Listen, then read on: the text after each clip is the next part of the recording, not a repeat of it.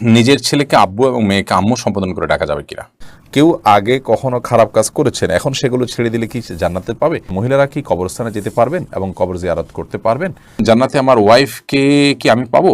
আল্লাহ না করুন, আমি যদি জাহান্নামবাসী হই আর আমার স্ত্রী যদি জান্নাতবাসী হন, তাহলে আমার স্ত্রী কি অন্য কারোর হয়ে যাবে? এমন আমলের কথা বলেন যে আমল করলে আমার ওয়াইফ অন্য কারোর জন্য জায়েজ হবে না। পারফিউম ব্যবহার করা মহিলাদের জন্য হারাম, কিন্তু বাইরে যাওয়ার পর অনেকের ঘামের গন্ধ আসে, এটা অনেকের অসুবিধা হয়, সেক্ষেত্রে করণীয় কি? প্রত্যেক সালাতেই কি সানা পড়তে হবে নাকি শুরুতে একবার পড়লেই হবে? ইস্তেঞ্জার পর কি টিস্যু ব্যবহার করা বিরাট? আল্লাহ রাসূল সাল্লাল্লাহু আলাইহি ওয়াসাল্লাম তো টিস্যু ব্যবহার করেন। স্বামীকে খুশি করার জন্য ফর্সা হওয়ার ক্রিম ব্যবহার করা যাবে কিনা? মৃত ব্যক্তির লাশ, বিশেষ করে মহিলার লাশকে ভিডিও কনফারেন্সের মাধ্যমে দূর দূরান্তের আত্মীয় স্বজনকে দেখানো যাবে?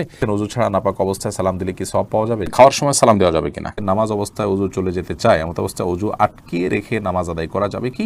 4 রাকাত নামাজের বদলে 3 রাকাত পরে সালাম ফিরালে কি করণীয়? এটা পরে মনে পড়েছে। ছোট বাচ্চার প্রসাব গায়ে লাগলে কি নামাজ হবে? অমুসলিমদের সালাম দেওয়া যাবে কিনা? ওযু নষ্ট হয়ে গেলে আবার ওযু করে মোজার উপর মাসা করলে কি হবে? বংশের কেউ যদি সুসাইড করে মারা যায়, তার জন্য পরিবারের এবং বংশের অনেকে জাহান্নামে যাবে, কথাটা কি সত্য? আর যারা সুইসাইড করবে তারা কি কখনো জান্নাতে যেতে পারবে না? মানুষের নামে মিথ্যা অপবাদ দেওয়া সম্পর্কে ইসলাম কি বলে? দাঁড়িয়ে পেশাব করলে কি গোসল করা ব্যতীত নামাজ হবে না? বিলম্ব না করে চলুন আমরা প্রবেশ করি আপনাদের প্রশ্নগুলোর উত্তর দেওয়ার পালায়। আমি প্রথমে দেখতে পাচ্ছি নুসরাত কবির উর্মি, আপনি লিখেছেন অজুর পরে ভেসলিন, গ্লিসারিন ইত্যাদি ব্যবহার করলে অজু বা নামাজের কোনো ক্ষতি হবে কি? না, অজু বা সালাত ভঙ্গের সুনির্দিষ্ট কারণ আছে, সেই কারণগুলো না পাওয়া গেলে অজু বা সালাত ভঙ্গ হবে না। বিধায় ভেসলিন বা গ্লিসারিন ইত্যাদি ব্যবহার করলে অজু নষ্ট হবে না, সালাতের কোনো অসুবিধা হবে না, কারণ এগুলোর ফলে অজু ভঙ্গের কোনো কারণ পাওয়া যায় না। অজু ভঙ্গের মৌলিক কারণ হলো শরীর থেকে যদি নাপাক বের হয় বা নাপাক বের হওয়ার মতো যথেষ্ট সম্ভাবনা তৈরি হয়, তাহলে সেক্ষেত্রে অজু ভঙ্গ হয়। এছাড়া সাধারণত অজু ভঙ্গ হয় না। অতএব ভ্যাসলিন, গ্লিসারিন ইত্যাদি আপনি ব্যবহার করেছেন, কোনো নাপাক বের হয়নি আপনার শরীর থেকে, বিধায় অজু ভঙ্গ হবে না। আবির হোসেন, আপনি লিখেছেন জান্নাতে আমার ওয়াইফকে কি আমি পাবো? আল্লাহ না করুন, আমি যদি জাহান্নামবাসী হই আর আমার স্ত্রী যদি জান্নাতবাসী হন, তাহলে আমার স্ত্রী কি অন্য কারোর হয়ে যাবে? এমন আমলের কথা বলেন যে আমল করলে আমার ওয়াইফ অন্য কারোর জন্য জায়েজ হবে না। দেখুন ভাই আবির, স্বামী স্ত্রী পরস্পরের প্রতি ভালোবাসা থেকে আমরা এই ধরনের প্রশ্ন করে থাকি, কিন্তু আমাদের মনে রাখতে হবে যে এই দুনিয়ার ভালোবাসা, এই দুনিয়ার মমতা, এগুলো আমাদের এখন অনেক বড় মনে হচ্ছে আমাদের কাছে। কিয়ামত সম্পর্কে আল্লাহ তাআলা বলেছেন যে ইন্না জালজালাতাস সাআতি শাইউন আযীম ইয়াওমা তারাউনাহা তাযহালু কুল্লু মুরজিআতিন আম্মা আরদাআত। মহাপ্রলয় যে হবে, কিয়ামত বা আপনার হিসাব দিবস তো অনেক পরে, সেটির যে সূচনা হবে মহাপ্রলয়ের মাধ্যমে, সেই মহাপ্রলয় সম্পর্কে আল্লাহ তাআলা বলেছেন এটা বিশাল বড় একটা বিষয় হবে। এত বড় বিষয় হবে যে দুগ্ধদানকারিণী মা নিজের দুধ দেওয়া সন্তান কথা ভুলে যাবেন এর ভয়াবহতায়, এবং গর্ভধারণকারী মার গর্ভে সন্তান আছে সে কথা ভুলে যাবেন ভয়াবহতার কারণে। ভয়াবহতার কোন পর্যায়ে চলে যাবে, এইসব ভালোবাসা এগুলো গৌণ হয়ে যাবে তখন যদি ওই পরিস্থিতির মুখোমুখি আমরা পড়ি। তো সেজন্য আমরা ওই পরিস্থিতির কথা আঁচ করতে না পারার কারণে আমাদের কাছে আমাদের ভালোবাসাটা বড় হচ্ছে বা বড় করে আমরা দেখছি। এই কথা বলার উদ্দেশ্য হলো যে আমরা যারা চিন্তা করছি যে একসাথে থাকার ব্যবস্থা হোক, সেটা আমরা করি, তো এর চাইতে বেশি আমাদের চিন্তা করা উচিত যেন আমি জাহান্নামে না যাই। আমার আল্লাহ না করুক জাহান্নামের ফয়সালা যদি হয়, তাহলে সেক্ষেত্রে একসাথে থাকা না থাকা এগুলো আমার মাথায় আসবে না, এগুলোর চেয়ে অনেক বড় বিষয় ঘটে যাবে। বিধায় আমাদের চেষ্টা থাকা উচিত জান্নাতে যাওয়ার। আর হ্যাঁ, এটাই হলো একমাত্র উপায় যে আপনারা উভয় জান্নাতে যাওয়ার মতো কাজ অব্যাহতভাবে করতে থাকবেন, জাহান্নাম থেকে মুক্ত থাকার কাজগুলো করতে থাকবেন, অর্থাৎ উভয় যাতে জান্নাতে যান সেই চেষ্টা করতে থাকবেন। এটাই হলো একমাত্র আমল। এর মাধ্যমে ইনশাআল্লাহ বিদিনিল্লাহ আল্লাহ তাআলা আপনাদের উভয়কে সেখানে সম্মিলন ঘটাবেন। এর বাইরে স্বামী স্ত্রী একজন জাহান্নামে গেলে আরেকজন জান্নাতে গেলে তার কি হবে, তার অন্য কারোর হয়ে যাবেন কিনা তিনি, এ বিষয়ে কোরআন হাদিসে আলাদা করে কোনো কিছু বলা নেই। এর প্রকৃত স্বরূপ কি হবে সেটা একমাত্র আল্লাহ রাব্বুল আলামিন ভালো জানেন। আলামুল গায়েবের বিষয়, অদৃশ্যের জগতের বিষয় কি হবে না হবে আমরা ধারণা করে কোনো কথা বলতে পারি না। তবে আল্লাহ রাব্বুল আলামিন যা ফয়সালা করবেন সেটাই হবে, এবং আমি যদি আল্লাহকে সন্তুষ্ট করে দুনিয়া থেকে যেতে চাই তো আমার চাওয়ার বাইরে কিছু হবে না ইনশাআল্লাহ তাআলা।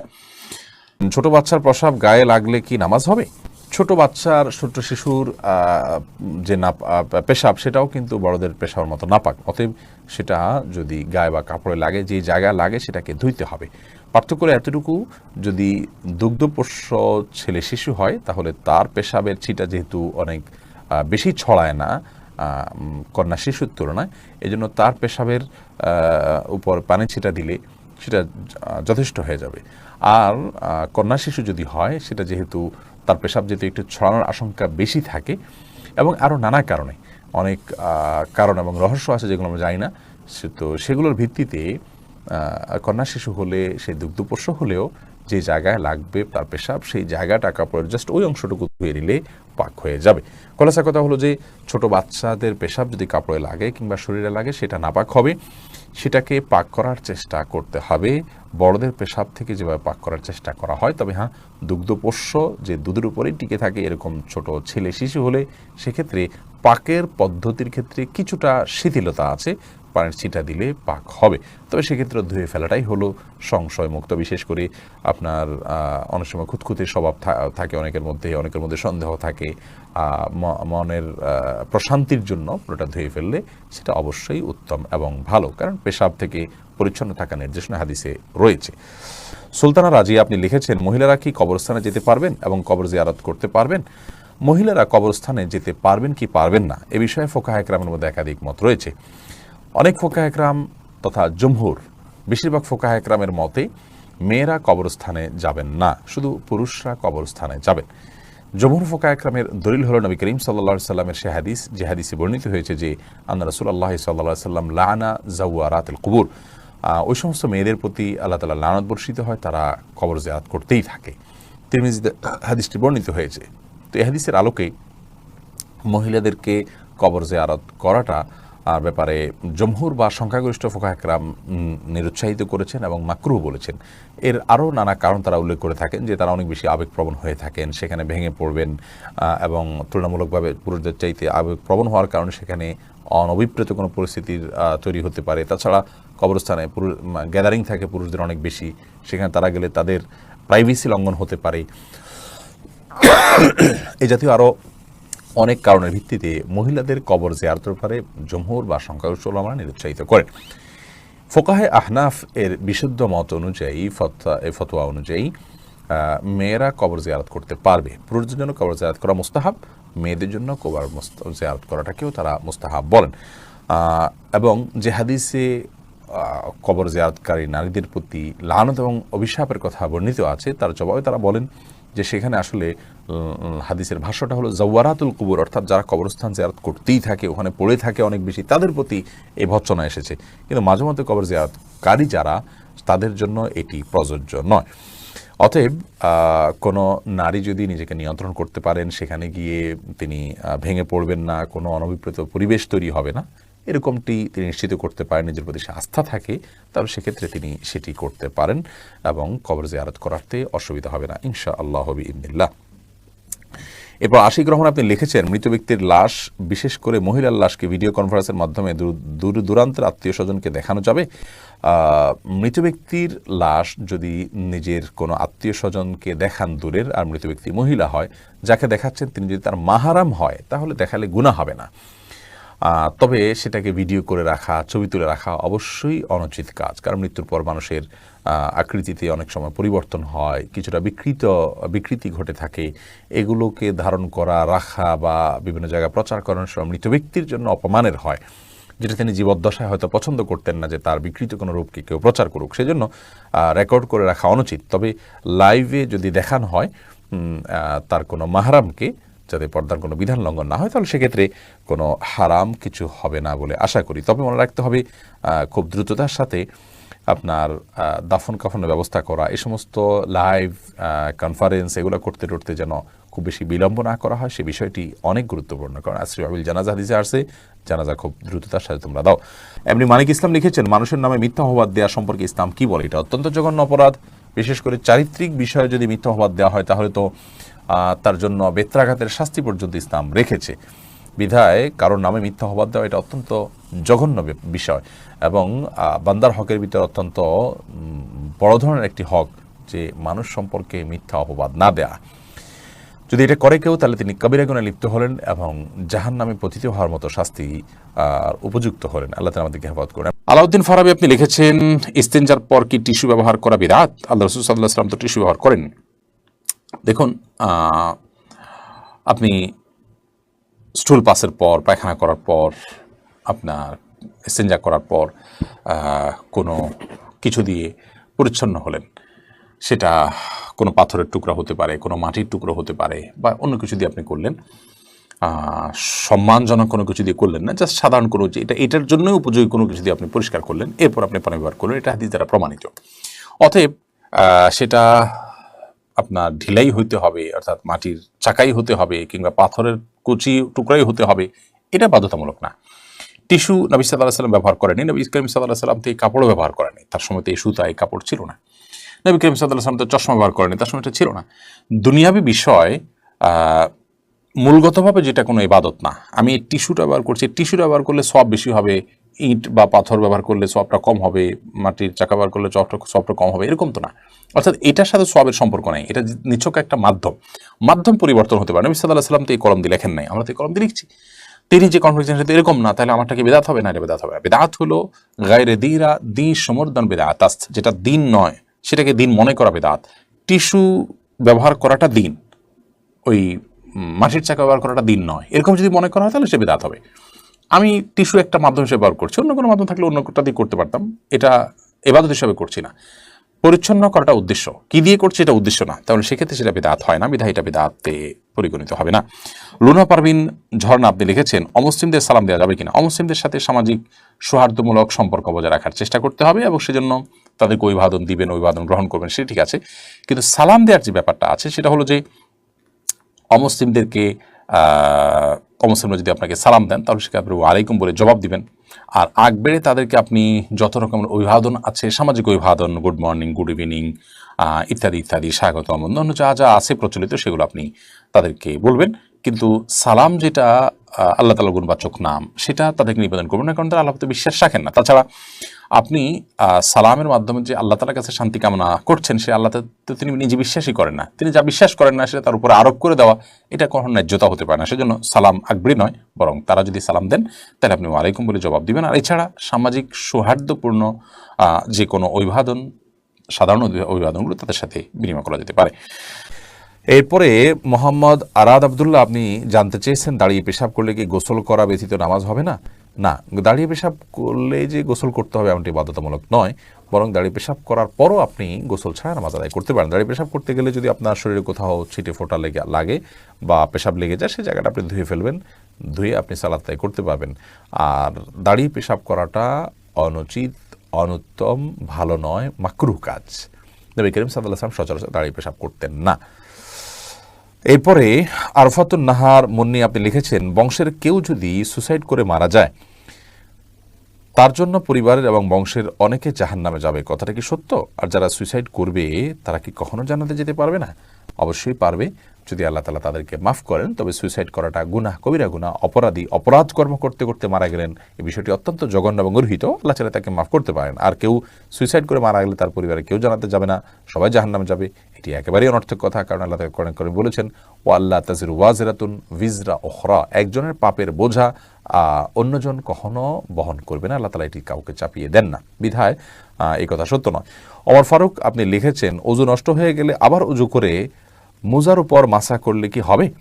অজু যদি নষ্ট হয়ে যায়, নতুন করে অজু করেছেন, পরিপূর্ণ অজু করেছেন, সে অজুতে পাও ধুয়েছেন, এরপরে আপনি যদি মোজা পরেন, সে মোজার উপরে আপনার বাসাবাড়ি থাকলে 24 ঘন্টা পর্যন্ত যতবার অজু করবেন, আর মোজা না খুলে পাও ধোয়ার পরিবর্তে মোজার উপরে এভাবে ভেজা হাত টেনে দিয়ে মাসা করলে চলবে। শর্ত হলো মোজা চামড়ার হতে হবে, অথবা এমন কাপড়ের মোজা হতে হবে যেটা অত্যন্ত শক্ত, অত্যন্ত মজবুত।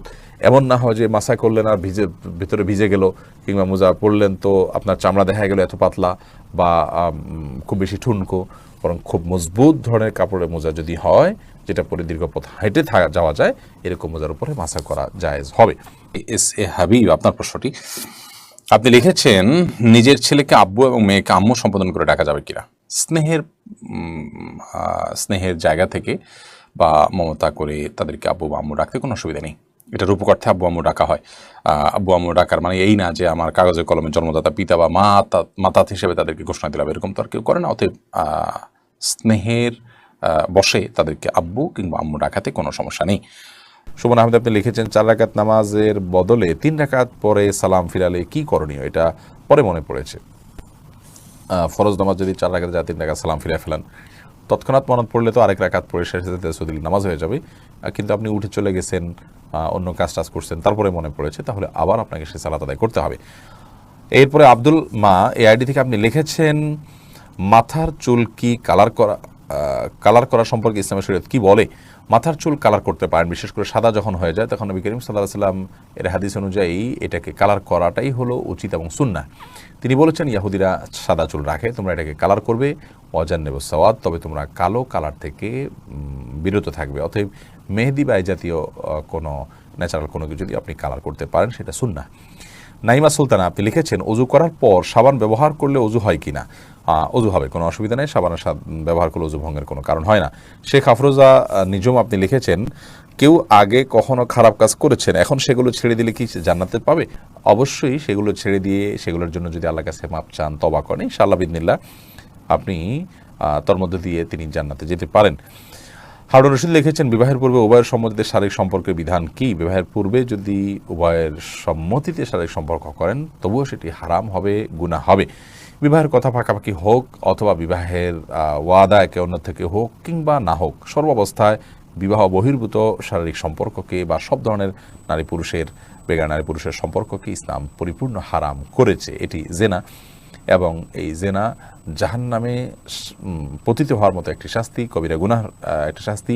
মেরাজে নবী করিম সাল্লাল্লাহু আলাইহি ওয়াসাল্লাম যে অপরাধগুলোর শাস্তি দেখানো হয়েছে সেরকম একটি অপরাধ হলো জেনা। বিধায় আল্লাহ তাআলা আমাদেরকে মাফ করুক, বৈবাহিক সম্পর্ক ছাড়া এটি জায়েজ নয়, হারাম। শাহিন আলম লিখেছেন, পারফিউম ব্যবহার করা বৈধ হবে কি? পারফিউম ব্যবহার করা বৈধ।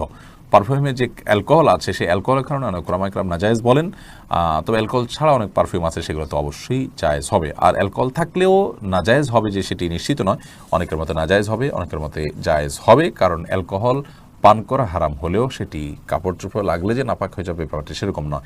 এটা নিয়ে যথেষ্ট মতপার্থক্য আছে। সবচেয়ে ভালো হয় অ্যালকোহল ছাড়া অনেক পারফিউম বাইরে হচ্ছে সেগুলো ব্যবহার করা, কিংবা আপনার আতর ব্যবহার করা। আমি ব্যক্তিগতভাবে অ্যালকোহল সহ পারফিউম ব্যবহার করাটাকে জায়েজ মনে করি। অ্যাঞ্জেল রুমি আপনি লিখেছেন, চোখে কাজল বা আইলাইনার ব্যবহার করে নামাজ পড়লে নামাজ হবে কিনা? নামাজ হয়ে যাবে। এমনি সাকিব মাতব্বর লিখেছেন, নামাজ অবস্থায় অজু চলে যেতে চায়, এমন অবস্থায় অজু আটকিয়ে রেখে নামাজ আদায় করা যাবে কি? অবশ্যই আটকে রেখে আদায় করা যাবে, তবে স্বাভাবিক অবস্থায় অজু আটকিয়ে রেখে তারপরে ওই অজু দিয়ে নামাজ পড়া উচিত নয়। তবে নামাজের মধ্যে যদি আপনার অজু ভাঙার বা পেশাব পায়খানার বেগ হয়, তাহলে সে বা বায়ু নির্গত হওয়ার বেগ হয়, তাহলে সেটাকে আটকে রেখে সালাত কমপ্লিট করা যেতে পারে, যেহেতু সালাত কমপ্লিট করা আল্লাহর কর্তৃক নির্দেশিত। লাতুতুল্লাহ আমারকুম আল্লাহ বলেছেন। বাশিরা খাতুন লিখেছেন, প্রত্যেক সালাতেই কি সানা পড়তে হবে নাকি শুরুতে একবার পড়লেই হবে? প্রত্যেক রাকাতে নয়, প্রত্যেক সালাতের শুরুতে প্রথম রাকাতে আপনি সানা পড়বেন। দোয়া ইস্তেফতা বলা হয় এটাকে, সালাত শুরুর দোয়া। আয়েশা আক্তার দোলান আপনি লিখেছেন, পারফিউম ব্যবহার করা মহিলাদের জন্য হারাম, কিন্তু বাইরে যাওয়ার পর অনেকের ঘামের গন্ধ আসে, এটা অনেকের অসুবিধা হয়, সেক্ষেত্রে করণীয় কি? তাহলে সেক্ষেত্রে ঘামের গন্ধ যাতে না আসে সেই পরিমাণ হালকা, যেটা দূরের অন্য কোনো মানুষের নাক পর্যন্ত যায় না, জাস্ট দুর্গন্ধ দূর করতে পারে, এইটুকু আপনি ব্যবহার করবেন। দিলেরিয়া আরিফ আপনি লিখেছেন, স্বামী যদি স্ত্রীকে লক্ষ্মী বলে ডাকে এতে কি গুনাহ হবে? না, এতে গুনাহ হবে না। তবে লক্ষ্মী এটা হিন্দুদের দেবতার নাম হওয়ার কারণে এইভাবে এটাতে না ডেকে এটা বোঝায় এরকম অন্য কোনো কিছুতে ডাকা ভালো। তাছাড়া কারোর প্রতি ভালো লক্ষণ আছে এসবগুলোর ভিত্তিতে অনেক সময় লক্ষ্মী বলা হয়। তো এই সমস্ত দৃষ্টিকোণ থেকে লক্ষ্মী বলা জায়েজ নয়। এমনিতেই আপনার আদর করে কেউ লক্ষ্মী বলে ফেললো, ওইরকম কোনো দৃষ্টিভঙ্গি তার নাই বা মাথায়ও তার সেটি নাই, তাহলে সেক্ষেত্রে তিনি গুনাহগার হবেন, ব্যাপারটি সেরকম নয়। তবে যে শব্দের ব্যবহার ভিন্নধর্মী মানুষরা বিভিন্ন বিশ্বাস থেকে করে থাকে, সেটার বিকল্প শব্দ থাকলে আমরা সেটি ব্যবহার করা অবশ্যই ভালো। ইসরাজান আপনি লিখেছেন, স্বামীকে খুশি করার জন্য ফর্সা হওয়ার ক্রিম ব্যবহার করা যাবে কিনা? ফর্সা হওয়ার ক্রিম সম্পর্কে আগে আমরা বলেছি, এটা থেকে আদতেই কি পরিপূর্ণ মানুষের রং চেঞ্জ হয়ে যায় কিনা? যদি পূর্ণ রং চেঞ্জ হয়ে মানুষের আকৃতি পরিবর্তন হয়ে যায় তাহলে সেটা তো জায়েজ নয়। আর হালকা একটু ফর্সা দেখায় এরকম যদি হয় তাহলে সেটা করা যেতে পারে। আব্দুল্লাহ মামুন আপনি লিখেছেন, কেউ হারাম টাকা দিয়ে ঘর তৈরি করলে সেই ঘর থেকে যে ভাড়া আসে এটাকে হারাম হবে? হারাম টাকা দিয়ে যদি ঘর তৈরি করেন, টাকাটার মালিক যদি আরেকজন হয় তাহলে তার ভাড়াটাও তো অবশ্যই হারাম হবে, জায়েজ হবে না। হোসেন স্বপন আপনি লিখেছেন ওযু ছাড়া নাপাক অবস্থায় সালাম দিলে কি সওয়াব পাওয়া যাবে? যাবে, কোনো অসুবিধা নেই, নাপাক অবস্থায় সালাম দেওয়া যায়। এমনি শামসুল ইসলাম তুহিন লিখেছেন আমি কিছু টাকা রাস্তায় পেয়েছি, আমি চেষ্টা করা সত্ত্বেও মালিক খুঁজে পাইনি, এখন আমি টাকাটা কী করব? কোনো গরিবকে দান করে দিবেন? নিজে গরিব হলে আপনি খেতে পারেন, তবে মালিক খুঁজে পাওয়ার জন্য আপ্রাণ চেষ্টা আপনার করতে হবে। যদি টাকাটা উল্লেখযোগ্য হয়, আর যদি অনেক অল্প স্বল্প হয়, তাহলে এটার জন্য খুব বেশি আপ্রাণ চেষ্টা না করে আপনি গরিব দুঃখীকে দান করে দিতে পারেন। মারিয়াম মেমো আপনি লিখেছেন স্বামীর জন্য বা নিজের জন্য মুখে কৃত্রিম তিল বসানো যাবে কি? পরপুরুষ না দেখলেও কি গুনাহ হবে? আল্লাহ সৃষ্টিতে পরিবর্তন করা যায় না, লা তাবদীলা লিখালকিল্লাহ। এই জন্য এই ধরনের তিল, কৃত্রিম তিল স্থাপন, এটা নিজের রূপকে অনেকটা পরিবর্তন করার শামিল, সেই জন্য এটি জায়েজ হবে না। সবজল হোসেন এই আইডি থেকে আপনি লিখেছেন সহবাসের সময় শরীরে যে কাপড় থাকে সেটা পরে নামাজ হবে কিনা? যদি সেখানে কোনো নাপাক না লাগে ওইটা পরে নামাজ হবে। যদি আপনি এটাকে আলতোভাবে এমনভাবে রাখেন যে সেখানে কোনো নাপাক লাগলো না, তাতে কোনো অসুবিধা নেই, নামাজ হয়ে যাবে। সোহানুর রহমান শিহাব আপনি লিখেছেন খাওয়ার সময় সালাম দেওয়া যাবে কিনা? খাওয়ার সময় সালাম দেওয়া নেওয়াতে মৌলিকভাবে কোনো অসুবিধা নেই, যদি ডিস্টার্ব ফিল না করেন যাকে সালাম দিয়েছেন তিনি, তাহলে সেক্ষেত্রে খাওয়ার ফাঁকে ফাঁকে আমরা কথা বললে সেটা যেরকম নাজায়েজ নয়, ঠিক সালাম আদান প্রদান করলেও সেটা নাজায়েজ নয়। আমরা অনেকে মনে করি খাওয়া আর ইবাদত করা সমান, খাওয়া আর নামাজ পড়া সমান, এরকম অনেক মুখরোচক কথা বা অনেক বলি আমরা শুনতে পাই, এগুলোর কোনো ভিত্তি নেই। নামাজ এরকম কথা বলা যায় না, সালাম দেওয়া যায় না, খাওয়ার সময় এরকম কথা বলা যাবে না, বোবার মতো বসে খেতে হবে এবং সালাম দেওয়া যাবে না, এরকমটা আমরা অনেকে মনে করি, এটা সঠিক নয়।